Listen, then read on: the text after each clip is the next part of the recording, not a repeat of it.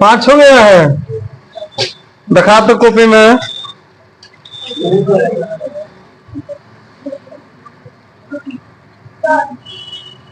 हाँ,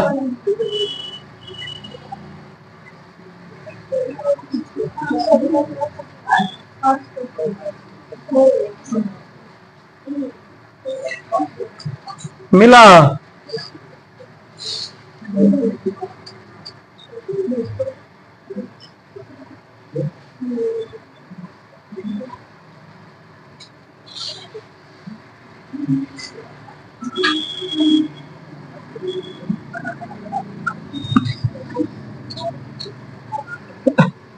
देखो, पहले लिखिए देते हैं क्या क्या दिया है।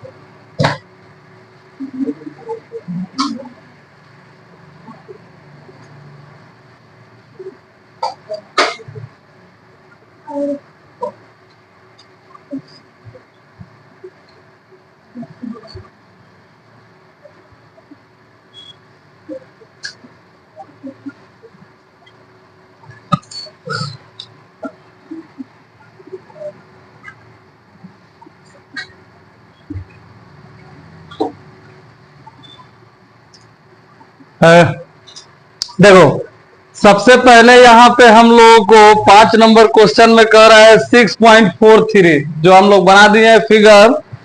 कह रहा है यदि पी क्यू जो है लंब है टी एस पर, ये जो पी क्यू है किस पे लंब है? टी एस पर, यानी कि कोई ऐसा एक रेखा है और इस पर एगो लंब है इधर से, यही पी क्यू। तो यहाँ पे 90 डिग्री तो बनाएगा। और फिर इसमें कह रहा है कि पी क्यू समांतर है एस आर के। देखो, है जो पी क्यू है किसके समांतर है? एस आर के। यानी कि कितना ही बढ़ते जाएगा दूरी एकदम क्या रहेगा? एक बराबर, आपस में कभी भी नहीं मिलेगा। और फिर कह रहे हैं इसमें कि एस क्यू आर 28 डिग्री है। तो यहाँ पे दिया हुआ है एस क्यू आर और क्यू आर टी। देखो यहाँ पे है क्यू आर टी 65 डिग्री। तो एक्स और वाई का मान ज्ञात करना है। तो सबसे पहले हम लोगों को मालूम है कि ये अगर समांतर है, दोनों तो समांतर रेखा है, ये है। देखो, आई चाहो तो कितना हो इसको आगे तक बढ़ा लो या इसको बढ़ाते जाओ, कभी भी आपस में ये नहीं मिलेगा। ठीक है, भले यहां तक लिखा है एस टी भी समांतर है पी क्यू के, पूरा बढ़कर एस टी तक ना है।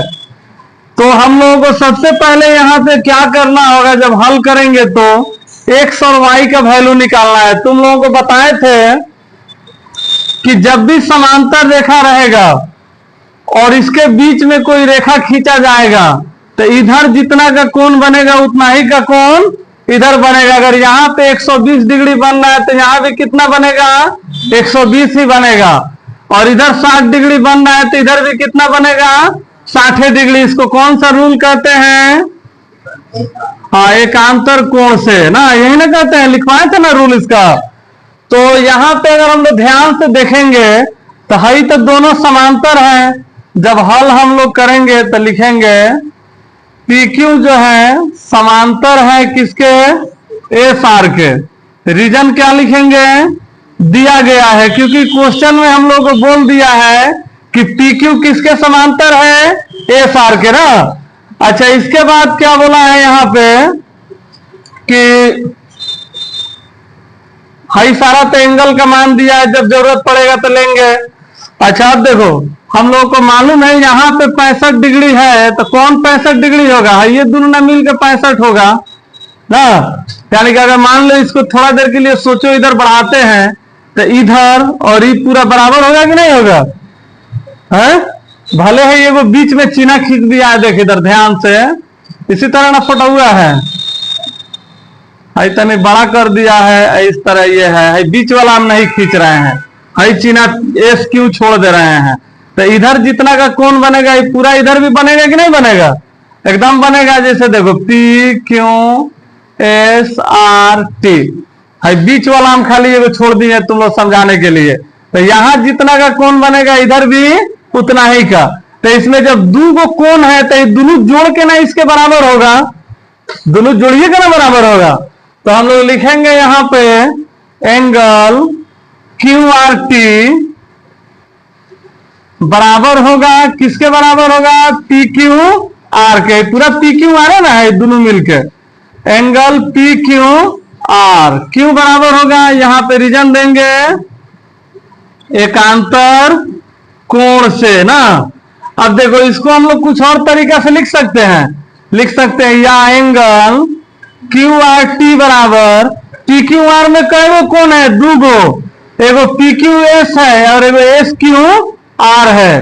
तो लिख देंगे हम लोग P Q S plus S Q R. आया समझ में? ये है इसमें कई गो कोण है? दुइये बना है देखो हेने वाला और एगो इधर वाला, यही ना दोनों जोड़ के हाई हुआ है।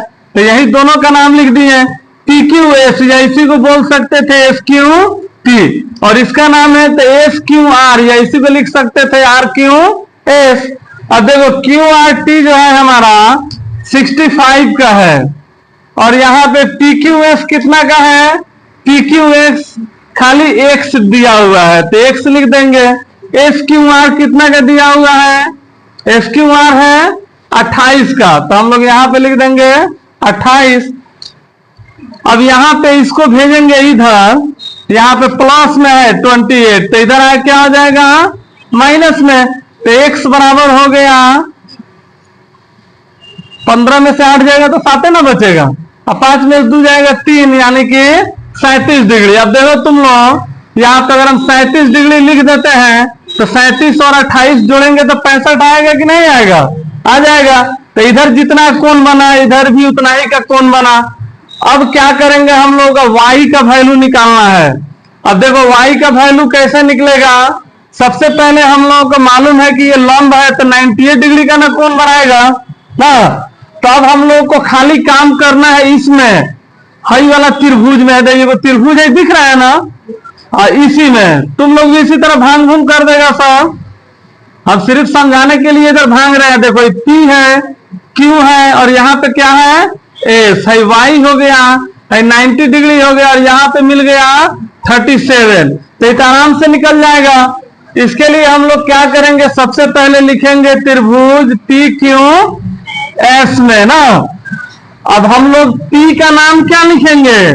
SPQ या QPS, क्योंकि P बीच में आना चाहिए, P का एंगल लिखेंगे तो SPQ। अच्छा S का नाम लिखना है तो PSQ लिखेंगे या QSP लिखेंगे, PSQ। अच्छा Q का नाम लिखना है तो PQS या SQP, जो मर्जी हम लोग लिख सकते हैं, तो PQS ही लिख देते हैं, लेकिन एंगल यहाँ पे जरूर दिखाएंगे। बराबर 180 डिग्री। 180 क्यों आया? लिख देंगे त्रिभुज के तीनों कोणों का योग, क्योंकि हम लोगों को मालूम है कि त्रिभुज के तीनों कोण जोड़ते हैं तो कितना मान आएगा? 180। अब देखो SPQ कितना का है? 90 डिग्री है और PSQ कितना का है? Y है खाली लिखा हुआ है, क्योंकि हम लोग तो Y निकाल रहे हैं ना, X तो निकाल दिए हैं तो Y लिख दिए हैं। और PQS है 37 डिग्री बराबर 180। अब इधर ये दोनों जुट जाएगा तो कितना हो जाएगा?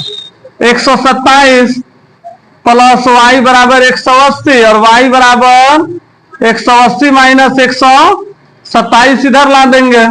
अब ये घटेगा तो कितना आ जाएगा? 3, 7 में से 2 जाएगा 5, यानी कि 53 हो गया आंसर। चलो लिखो सबको।